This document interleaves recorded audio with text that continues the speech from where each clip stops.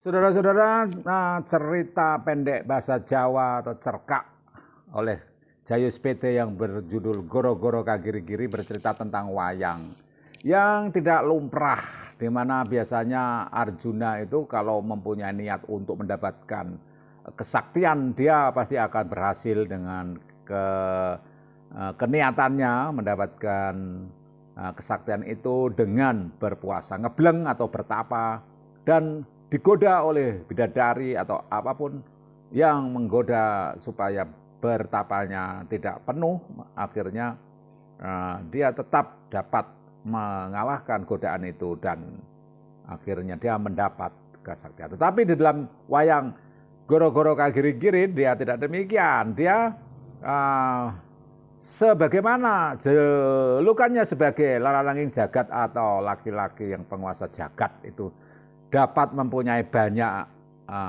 wanita sebagai istrinya, ya di mana-mana dia berhasil mempersunting wanita untuk jadi istri atau pasangannya, dia akhirnya jatuh di sini. Oleh karena ketika dia dimintai tolong oleh seorang perempuan untuk menghadapi permasalahannya, menghadapi para bala tentara Kurawa. Nah, di sini si Arjuna minta syarat bahwa perempuan itu harus memberi sesuatu. Nah, ditawar-menawar akhirnya intinya Arjuna ingin wanita itu menjadi istrinya, diperistri atau dimiliki secara nafsu kelelakiannya. Nah, di sini perempuan itu menguji Arjuna dengan ingin bercerita bahwa benarkah cerita ini? Seseorang yang mau berbuat baik itu tidak boleh pamrih, apalagi orang itu adalah satria. Nah, Arjuna terjebak oleh hal itu, maka dia gagal untuk mendapatkan perempuan itu. Dan pada saat itulah terjadi keributan keramaian di mana semua bala tentara yang ada di kota sama ribut dan termasuk dalangnya ingin memperistri wanita yang diinginkan Arjuna itu. Ini sudah betul-betul wayang di luar pakem yang untuk kedua sesudah Dasamuka dalam cerita cerita cekak atau cerita pendek bahasa Jawa oleh Pak Bayus PT sastrawan kondang berbahasa Jawa. Nah, di sini saudara-saudara kita mendapatkan suatu hikmah moral atau pesan moralnya itu sungguh dalam sekali dalam cerita religius dan surrealis ini, di mana dia dapat mempersembahkan sesuatu yang di luar kebiasaan dan di situ ada unsur-unsur di atas realitas yang terjadi di pewayangan itu, surrealis. Secara sosialis dia dapat menyajikan suatu cekaman yang sungguh membuat kita mendapatkan suatu gambaran yang seperti di alam mimpi. Ya, surrealisme itu salah satu aliran yang karya seni khususnya populer di kalangan masyarakat. Banyak yang ingin mempelajari, termasuk seni apapun, seni lukis, seni sastra, dan lain sebagainya. Aliran karya ini memiliki sejarah dan ciri tersendiri membedakan dengan aliran karya lain.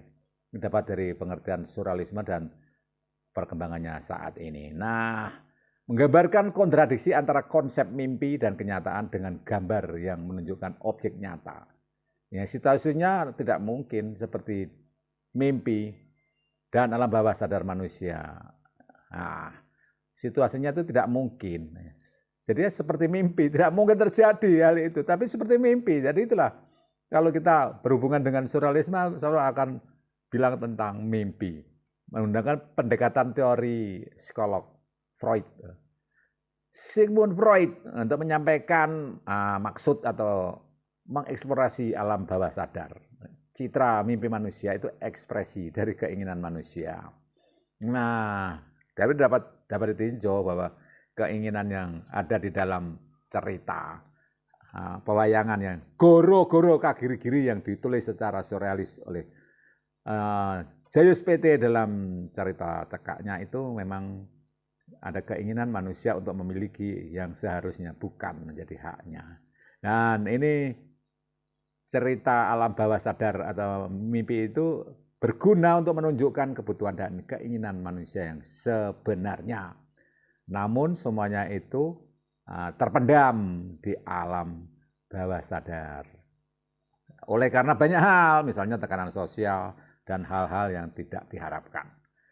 Tetapi meskipun tersembunyi, itu bukan berarti tidak ada. Bukan berarti yang sebenarnya diinginkan atau yang dimaui itu tidak ada. Bukan berarti begitu. Dan bukan berarti pula itu negatif. Jadi keinginan itu bisa positif, bisa negatif. Jadi pasti dia ada. Bisa dikatakan tidak ada, tapi muncul sebagai suatu keadaan. Juga bisa terjadi demikian. Nah, namun yang pasti ada.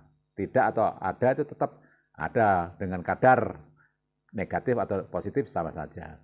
Nah, sesuatu yang tertindas, rasa malu, kurang percaya diri, trauma pada hal-hal yang tidak dikehendakinya. Nah, bahkan juga mimpi masa kecil yang menyimpang pada saat dewasa. Dan ini menjadi terasa lebih logis. Keinginan untuk berbuat jahat, nah, selama kita dapat mengendalikan dan mengikuti adalah itu kenyataan. Kenyataan yang berbeda dari realitas sehari-hari, tapi itu kenyataan, pikiran, dan imajinasi. Berarti itu ada, namanya aja realitas sendiri. Nah, ide pada karya surrealisme ini punya elemen yang luar biasa pada setiap gambarnya. Dia tidak pernah terjadi dalam pikiran manusia. Ya, citranya itu tidak ada dalam alam pikiran manusia, tapi di bawah sadar, di bawah pikiran. Nah, dia menempatkan benda-benda aneh, dapat berwujud benda-benda aneh. Makanya kita lihat lukisan-lukisan surrealisme itu biasanya aneh-aneh. Juga menambahkan pesan moral, walaupun aneh sekali. Dan bisa saja sulit untuk dimengerti. Dan orang tidak paham dengan mudah tentang hal itu. Apalagi hanya dengan sekilas membaca, sekilas melihat lukisan. Sebelum lukisan tulisan goro-goro kaki kiri, yaitu cerita pendek beduk, itu juga membingungkan. Dikira yang menyebabkan kerusakan dari beduk atau tabuh untuk takbir, untuk tanda ibadah umat Islam itu rusak, yang lama mau diganti yang baru. Ternyata yang lama itu masih bagus. Sedangkan sudah diganti, sudah dengan rapat dan sebagainya. Nah, sebetulnya gimana? Apa penyebab yang lama itu masih berfungsi dan yang nyala itu yang lama, yang bersuara nyaring dari beduk itu aneh, sulit dinalar, tapi terasa cekamannya, terasa imajinasinya. Surrealisme itu diperkenalkan pada tahun 1920-an, itu paling banyak digunakan dalam tahun-tahun itu. Seniman surrealis itu adalah Artefak, André Breton, Guillaume Apollinaire. Lukisan surrealisme pertama kali itu dibuat di Prancis, itu di Paris, lantas menyebar ke seluruh dunia. Dan konsep surrealisme itu aliran bawah sadar manusia. Nah, gambarannya tidak realistis, tetapi unik. Nah, bentuk dan gambaran aliran surrealisme itu bekerja sama dengan gambar lain, menghasilkan gambar yang berbeda, tapi sangat beragam. Itu untuk seni lukis. Teknik yang digunakan untuk menggambar surrealisme itu imajinasi bawah sadar, dengan gambar-gambar seperti mimpi yang abstrak. Jadi abstrak. Ada bentuk moral yang bercerita. Seseorang dapat melihat gambar itu. Dan jika dilihat lagi tampak aneh, berbeda dengan bentuk realisme. Gambar itu tetap mempunyai makna. Nah, ini dikaitkan dengan Alkitab. Di dalam 1 Yohanes 3 ayat 8 dikatakan, barang siapa yang tetap berbuat dosa berasal dari iblis. Sebab iblis berbuat dosa dari mulanya. Untuk inilah anak Allah menyatakan dirinya supaya ia membinasakan perbuatan-perbuatan iblis itu. Nah, bagaimana ini konteks dari ayat ini? Mari kita baca di dalam Alkitab dari 1 Yohanes. Kitab 1 Yohanes yang menyatakan tentang hal ini secara kompleks dan komplit. Oleh karena kita membaca itu jangan lepas konteks, sehingga kita tetap mengerti maknanya yang dimaksud oleh yang asli. 1 Yohanes 3 ayat 8 tentu tidak bisa lepas dari ayat-ayat yang lain. Jangan hanya ayat itu saja. Nah, anak-anak Allah. Ini ayat 1 Yohanes 2 ayat 28, dimulai dari perikop anak-anak Allah. Maka sekarang anak-anakku, tinggallah dalam Kristus, supaya apabila ia menyatakan dirinya, kita beroleh keberanian percaya dan tidak usah malu terhadap dia pada hari kedatangannya.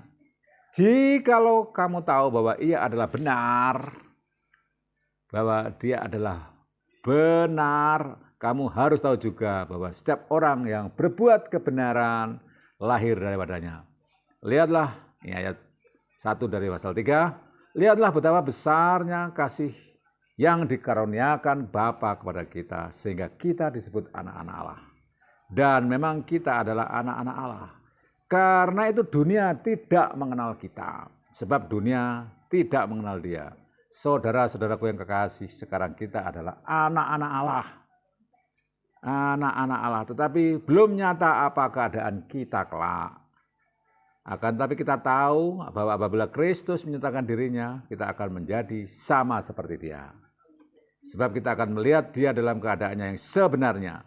Setiap orang yang menaruh pengharapan itu kepadanya menyucikan diri sama seperti dia yang adalah suci. Nah, setiap orang yang berbuat dosa melanggar juga hukum Allah.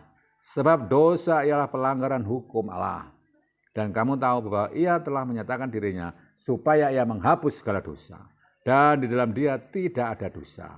Karena itu, setiap orang yang tetap berada di dalam dia tidak berbuat dosa lagi. Setiap orang yang tetap berbuat dosa tidak melihat dan tidak mengenal dia. Anak-anakku, janganlah membiarkan seorang pun menyesatkan kamu. Barang siapa yang berbuat kebenaran adalah benar, sama seperti Kristus adalah benar. Barang siapa yang tetap berbuat dosa berasal dari iblis, sebab iblis berbuat dosa dari mulanya. Untuk inilah anak Allah menyatakan dirinya supaya ia membinasakan perbuatan-perbuatan iblis itu. Setiap orang yang lahir dari Allah tidak berbuat dosa lagi, sebab benih ilahi tetap ada di dalam dia dan ia tidak dapat berbuat dosa. Karena ia lahir dari Allah. Inilah tandanya anak-anak Allah dan anak-anak iblis. Setiap orang yang tidak berbuat kebenaran tidak berasal dari Allah. Demikian juga barang siapa yang tidak mengasihi saudara. Dan ayat 8 tadi kuncinya di sini, barang siapa yang tetap berbuat dosa, tetap berbuat dosa berasal dari iblis, sebab iblis berbuat dosa dari mulanya. Untuk inilah anak Allah menyatakan dirinya supaya ia membinasakan perbuatan-perbuatan iblis itu. Apakah ada hubungannya dengan suralisme tadi? Kalau seseorang berbuat dosa yang melanggar dari kebenaran firman Tuhan dan ia berasal bukan dari Allah, berarti dia dari iblis. Apakah nanti mimpinya jelek seperti itu? Nah, tidak demikian, tidak saya hitam putih begitu, saudara. Karena tadi dikatakan bahwa surrealisme itu dapat yang mimpinya itu baik, mimpinya buruk, tidak mesti negatif. Meskipun aneh-aneh itu memberikan suatu tanda-tanda. Seperti misalnya mimpi-mimpi yang dilakukan dan dialami oleh Yusuf pada saat dia mau menyelamatkan bangsa Mesir dari gebluk kelaparan. Di situ dia bermimpi tentang musim kemarau yang panjang dan sebagainya. Nah, dia dapat menafsirkan juga mimpi para petugas minum raja, petugas makan raja.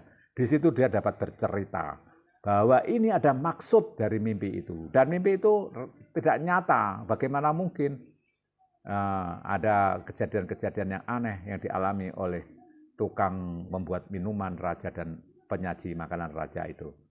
Fir'aun di situ. Di situ dia dapat menjelaskan bahwa di sini ada maksud tertentu. Dengan demikian, kalaupun kita dalam mimpi-mimpi kita itu ada kaitannya dengan dosa kita, dengan pelanggaran kita, dengan segala macam yang tidak berkenan dari Allah dan sering mimpi yang buruk-buruk ya. Mungkin itu ada artinya yang buruk-buruk itu dengan ada hubungannya dengan perbuatan-perbuatan kita yang tidak benar, yang tidak berasal dari Allah dan sebagainya. Tetapi tidak semuanya mimpi yang aneh-aneh itu bermakna negatif. Jadi seperti 2 contoh kasus ini saja sudah dapat memberikan suatu tanda. Namun yang lebih dari itu, karena ini adalah mimpi di alam bawah sadar. Biasanya kalau orang Jawa itu mimpi di alam bawah sadar mulai jam 12 malam sampai jam 3 pagi. Itu namanya gondoyoni. Nah, sedangkan mimpi yang jam 9 sore sampai jam 12 malam itu namanya titiyani. Nah yang menjadi kenyataan dalam sehari-hari itu mimpi jam 3 pagi sampai jam 4 itu puspatajam. Nah, mimpi alam bawah sadar yang di dalam alam surrealis itu biasanya jam 12 malam atau jam 00 sampai jam 3 pagi. Nah, di situ soal mimpi dan sebagainya ya kita yang tahu bagaimana mengatakannya dan menghubungannya dengan kegiatan kita sehari-hari. Dalam sehari-hari apakah kita ini betul-betul sudah melanggar firman Tuhan, menjadi anak-anak yang berasal bukan dari Tuhan atau tidak. Jadi tetap harus ada patokannya, yaitu Alkitab sebagai firman Tuhan yang akan menjadi penuntun kita di dalam segala hal.